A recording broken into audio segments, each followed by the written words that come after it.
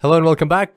Today we're talking about S3 access logs. Let's say you have an S3 bucket and various users inside your account are able to access this bucket. Well, what access logs they are a record of who and when accessed or attempted to access your S3 buckets and objects.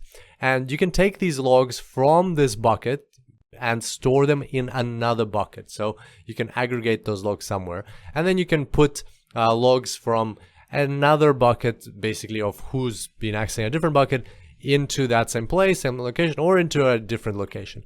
And again, you can keep doing that. And basically the permissions on this other bucket might be such that those same users can't access them. Only maybe the owner of the account or the administrators can access them, so nobody can tamper with the logs. And this is a reliable way of keeping track of who's been accessing what and when.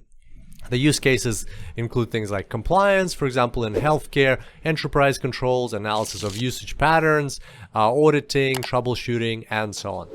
So there you go. That's a quick tutorial on S3 access logs. Here's a summary of what we discussed, and I look forward to seeing you back here next time. Until then, enjoy the cloud.